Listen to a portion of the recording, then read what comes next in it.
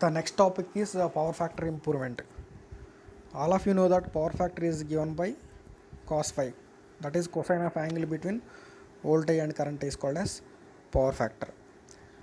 See, in AC circuits this power factor plays a very important role, and also it is also linked with your power bills which you get to your home or shops or industries. So you'll see the points.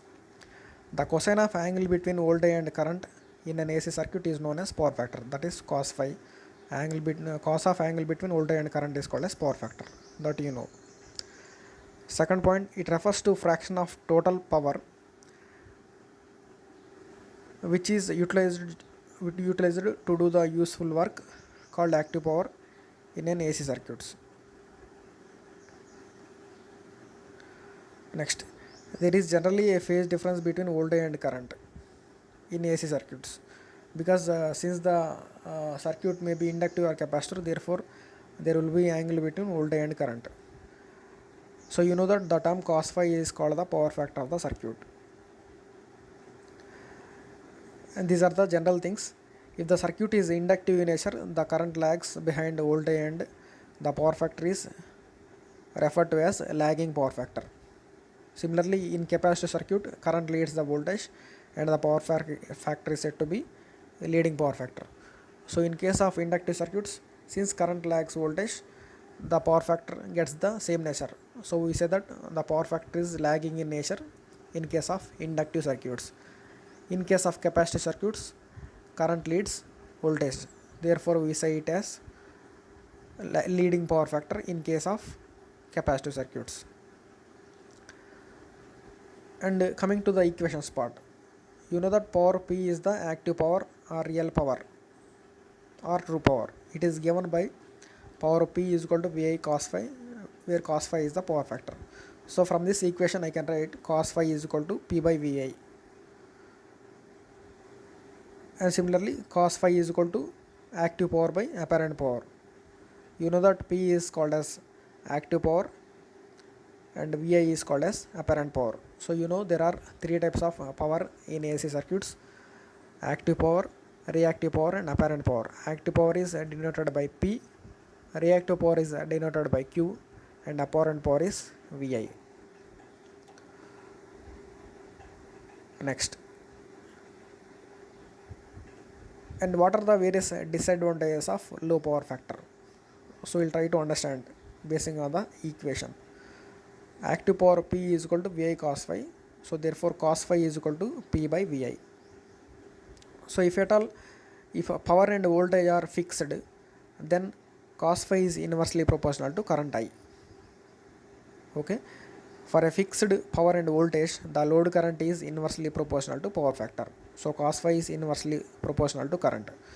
So from this I can conclude that if at all power factor is low, current will be high, and if at all power factor is high, current will be low. So I can say that if at all power factor is low, our load will take high current, therefore our energy bill will increase, that is the power bill will increase. If at all the power factor is high, the current will be low and the power consumed by our load will be less, therefore our power bill will be less. So therefore power factor is inversely proportional to current consumed by the load. So from here I can conclude that it is desirable to operate a load at higher power factor so that it consumes less current. So for a fixed power and voltage, the load current is inversely proportional to power factor. Lower the power factor, higher is the load current, and vice versa. So this is already explained. A power factor less than unity results in following disadvantages. So the maximum value of power factor is 1. So power factor maximum value is 1. So generally the power factor may be 0.8, 0.7. If the power factor is too much low, it may be 0.3, 0.2 likewise. So we'll see some cases. So these are the following disadvantages of low power factor. Overloading of cables and transformers. So from the previous equation we have seen that power factor is inversely proportional to current. So if at all power factor cos phi is less, current will be high. So therefore the cables and the transformers whichever are supplying electricity will get overloaded. That is first point. Next, greater conductor size. Again from the previous point, if at all your power factor is less, current is high. So if at all current is high, the conductor size which is carrying the current will also increase. So the greater the current, the greater the cross section of the conductor that is required. The lesser the current, the lesser the cross section of the conductor material that is required. So if at all power factor is less, current will be high. So to carry high current, conductor diameter should be more. So therefore we require more conductor material if at all diameter increases, that is area of cross section increases.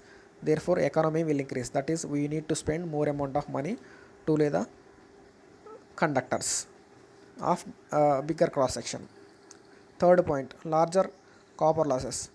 So if at all power factor is less, current will be more, and your copper losses are given by I square R. So since current is more, copper losses will also be high. If at all losses are more, efficiency will decrease and economy also decreases. Fourth point is poor voltage regulation, that is a decreased line voltage at point of application. If at all power factor is less, then losses will be more, therefore voltage drop will also be more.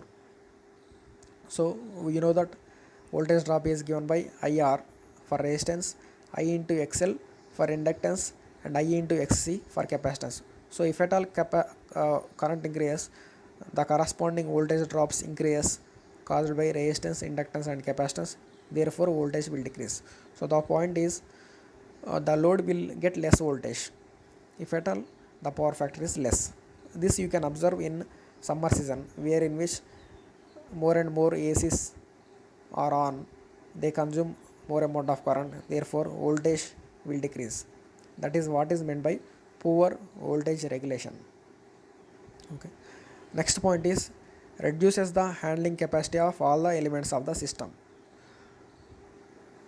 So if at all power factor decreases, current increases, which decreases the handling capacity, power handling capacity of all the elements operating of the system.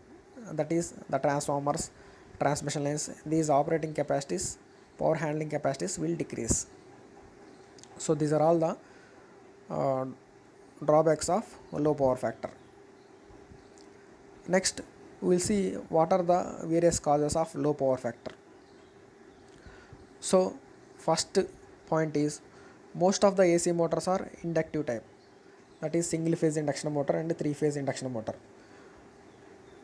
So you can see in your household lot of motors are only induction motors, that is your motor pumps, coolers, refrigerators, ceiling fans, table fans, ACs, all these component comprise of induction motors. So then what?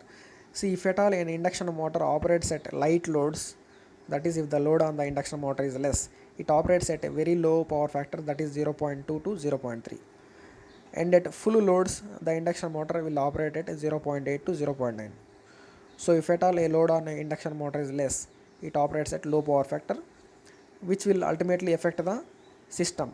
System is our electrical system. So light load operating of induction motors, whether it may be a single phase or three phase, is cause of one of the low power factor. In our households we use single phase induction motors, in industries we use three phase induction motors.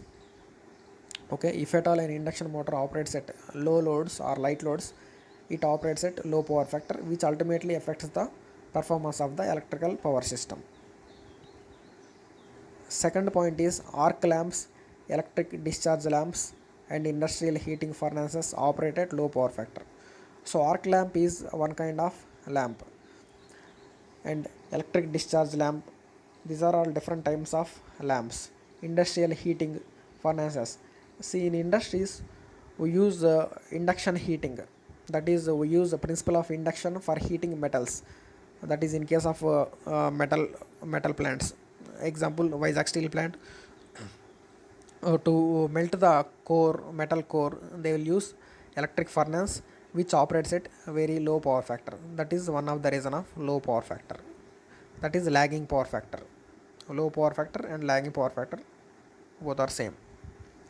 Next point, the load on power system is varying, being high during morning and evening and low at other times. During low load periods, supply voltage is increased, which increases the magnetizing current.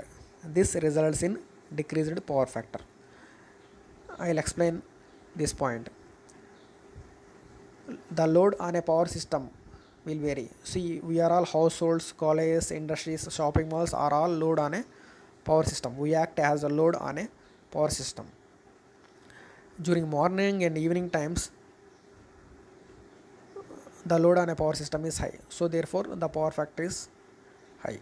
But But at low loads, since power consumption is less, the voltage levels will increase, which causes the increase in magnetizing current. See, this magnetizing current is I naught, which is present in transformers and induction motors. So this increase in magnetizing will cause low power factor. So this is one of the reason. So these are all the reasons of low power factor. Then how to improve the power factor? From at this point I can conclude that uh, because of all these reasons, the power factor on a power system will decrease, which causes overloading of the power handling equipments like transformers and transmission lines. So what has to be done? See the point. Normally power factor of whole load on a power plant is generally 0.8 to 0.9. So generally the power factor of the power system will vary from 0.8 to 0.9, but sometimes it may decrease less than 0.8. Then we have to take necessary steps to improve the power factor. So if I improve the power factor, then economy of the system will increase, power handling capacity of the system will increase, losses will decrease, efficiency will increase. So these are all the things that will happen with increase in power factor. So using these three methods, we can increase the power factor on a system. So first one is static capacitors, second one is synchronous condenser, third one is phase advancer. Using these three equipments, we can increase the or improve the power factor of a system. First one is static capacitor. So static capacitors are nothing but capacitors. So these are capacitors are basically static in nature. So that's why they are called as static capacitors. See, in substations, there are capacitor banks. That means high power capacities are arranged there to improve the power factor of the system. The first point is, since the majority of loads are inductive in nature, they require some amount of reactive power for them to function. See, on a power system, majority of the loads are your induction motors. You can see in your household itself, there are a lot of induction motors. So majority of the load on the power system is inductive in nature, and for an inductive load to operate, it requires reactive power given by Q is equal to Vs and phi. So basically, an inductive load requires or consumes reactive power, and it has to be supplied, otherwise the power factor of a system will decrease. See the second point. The capacitor or bank of capacitors installed parallel to load provides this reactive power. They act as a source of local reactive power, and thus less reactive power flows through the line. Thus they reduce the phase difference between voltage and current. See, whatever the reactive power that is required by induction motors has to be supplied, otherwise the power factor of the system will decrease. So the point over here is, locally we can generate the reactive power to meet the reactive power requirement of the inductive loads, that is induction motors. Thereby we can overcome the low power factor problem. So in substations, whenever power factor decreases, they will switch on the static capacitor banks. Thereby these capacitor banks will supply the reactive power required by the induction motors. Thereby they will improve the power factor of the system. And the active power is supplied by the power plants. Only reactive power we can locally generate using the static capacitors. So this is one of the method of improving power factor of a power system. Second method is synchronous condenser. What is a synchronous condenser? An over-excited synchronous motor running on no load is called a synchronous condenser. So you know synchronous machine. So that is alternator is a synchronous machine. Similarly, there is a synchronous motor. Synchronous generator is an alternator used in power plants for generating power. Similarly, we have also got synchronous motor which is used to drive the loads. Like induction motor, there is also a synchronous motor. That is simply to understand, if I give electrical supply to an alternator, it behaves as synchronous motor. So that is nothing but synchronous motor. So when a synchronous motor is operated under no load condition, and if at all it is over excited, see, synchronous motor is a motor which is doubly excited. That means we will give supply in two ways. We will give AC supply to the stator and we will give DC supply to the rotor. So that's why it is called as doubly excited machine. So by varying the DC supply, that is excitation given to a rotor, we can make the motor operate at lagging power factor and leading power factor. So that is the power factor at which a synchronous motor operates can be controlled by varying the excitation, that is DC supply given to the rotor of the synchronous motor. That is the advantage of synchronous motor. For an induction motor, that is a singly excited machine. That means for an induction motor we give supply to only stator. Okay, so we'll see the point. A synchronous motor taking a leading current when over excited behaves as capacitor. An over excited synchronous motor running on no load is called as synchronous condenser.